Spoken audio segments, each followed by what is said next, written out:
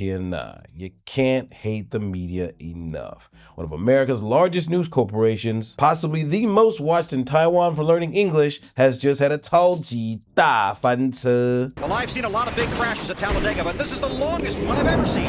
Let's take a quick commercial break and we'll be right back. And today, I'm going to take you through a crash course of PhD level fake news. And by the time you get to the end of this video, you will have fully earned your degree in fake news generation, to the point where all the Taiwan Métis will be lining up in your eating DMs begging you for an interview.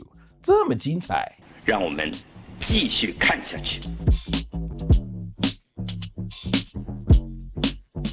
Now, since the Minnesota ICE shooting first happened, there has been a lot of new footage and evidence released, revealing what really went down between Renee Good and that ICE agent. But some people believe she did absolutely nothing wrong, all because one thing the public should be able to trust the most, but it turns out they can't trust them at all. Fake news. It's fake. Phony. Fake. Now, in that epically famous Trump meme you just saw, Trump was talking about one specific news organization.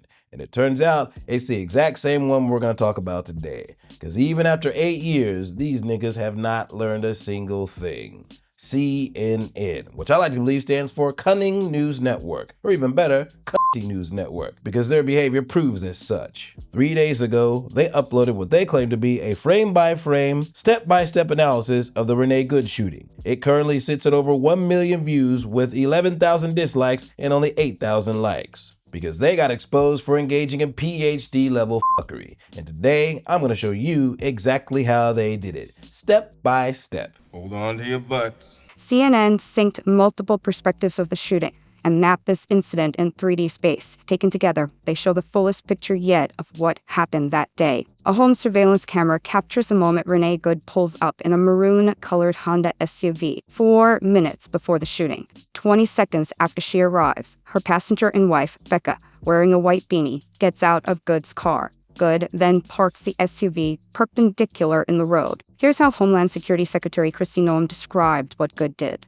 ICE officers and agents approached the vehicle of the individual in question, who was blocking the officers in with her vehicle, and she had been stalking and impeding their work all throughout the day. Available video doesn't show any possible contact Good may have had with ICE before this confrontation. So, they say that there is no video that shows her having contact with ICE before the shooting. Word?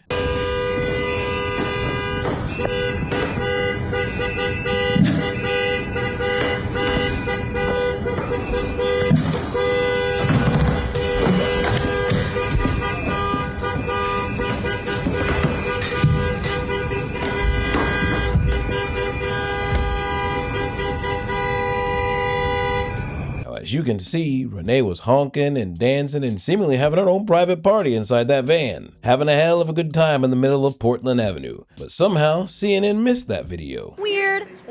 But you need to understand something. CNN is a multi-billion-dollar news corporation. They have a huge pool of consistent and anonymous sources, and all they had to do was look on X before releasing this report to find this video that was released days before their video dropped. But hey, let's give them the benefit of the doubt. Maybe they actually saw the footage and forgot about it. Maybe y'all 7,500 US CNN employees forgot to check their X account that day. Maybe the CNN editor forgot to include that part in. Maybe not. Maybe fuck yourself. What this video does show is that for a few minutes, while she is perpendicular to the roadway, several vehicles drive by. Even large SUVs are able to drive around her as she moves back and forth on the street. And that includes this light-colored SUV. It slowly drives around Good's car from the rear and stops. So here, they point out several times that the car is parked perpendicular, but they never give an explanation or question as to why it's parked that way. As we saw in the honking video, she was clearly there to alert people in the neighborhood that ICE was coming. And anyone who's seen at least a handful of Hollywood films knows that parking perpendicular in the middle of the street is standard SOP for a roadblock. But hey, maybe CNN is so busy reporting the news, they don't have time to watch Hollywood movies. Instead, they indirectly imply that ICE could have gone around her. They specifically focus on the ICE agent driving around her and stopping, which coincidentally happens to be the same ICE agent who shot Renee in the end. Agent Jonathan Ross is recording video from his cell phone as he crosses in front of Good's car, recording as he sees her up close. She looks calm, and you can see both of her hands as she talks to the officer. That's fine, dude. I'm not mad at you. Renee Good's wife, Becca, who had been the passenger in the car, approaches. Cell phone cameras on the street start recording as Ross walks around Good's car with Good's wife following. I said go get yourself some lunch, big boy. Go ahead. Renee Good backs her car up as the agent walks around the front of the vehicle. 那这个很奇怪耶。CNN starts with the ICE agent's POV video with him in front of Renee's car, and then they cut straight to where Renee's wife says a few words to him. But based on the CNN video, it's just boring conversation. Surely it's nothing important, right?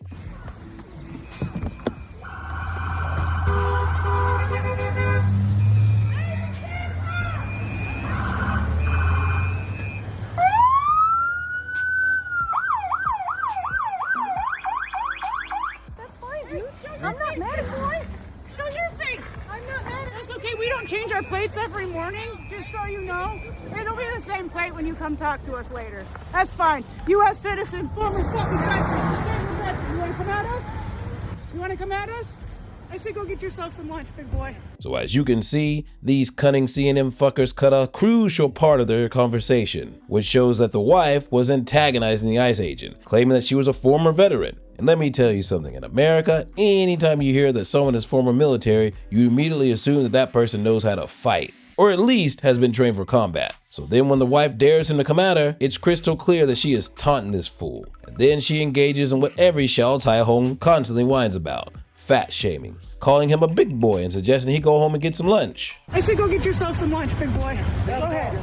Renee Good backs her car up as the agent walks around the front of the vehicle. And right when the agent says to get out of the car, the voiceover comes back in the CNN version. Let's watch the original. Out of the car. Go ahead. Out of the car. Get out of the car. So you can hear several agents ask Renee to get out of the car. And the third time is crucial, because that is exactly when the wife turns and tries to open the door to get back in the car, just like the officer on the driver's side, where Renee is. But Renee has locked the door to keep him out, and coincidentally locking her wife out. This shows that both the wife and Renee had zero intention of complying with the ICE agent. And let's be clear, because I saw quite a few comments that seemed to be a little confused, claiming ICE aren't real police. Let me make this clear. Federal agents, ICE, HSI, are officers. They are agents of law enforcement. If you box them in with vehicles, it is reasonable for them to believe that they are being ambushed and that this could end in a deadly situation. And it's reasonable for them to use force based on those conditions. You are breaking the law when you do that, and you are putting yourself in danger.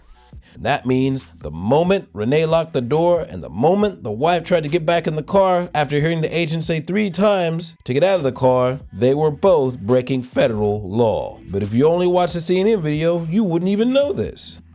At the same time, on the other side, 2 more agents approach. One tries to open the door as Good backs up. Now this is super important, because there was a strong narrative, especially in our comment section, that Renee didn't know who these agents were, that she was probably terrified. Maybe it was a carjacking or gangsters, right? Well, let's watch that original clip. 2 more federal officers arrive in this gray truck and approach Good's vehicle while simultaneously speaking to her. As you can see, them ICE trucks are flashing red and blue with sirens blaring loud as fuck. And remember, Renee has her window down, so she definitely heard them. In fact, she's looking directly in their direction when they approach. But CNN deliberately cut this part out to make you think that she couldn't have known who they were, because in their version, there's no sirens and there's no flashing lights.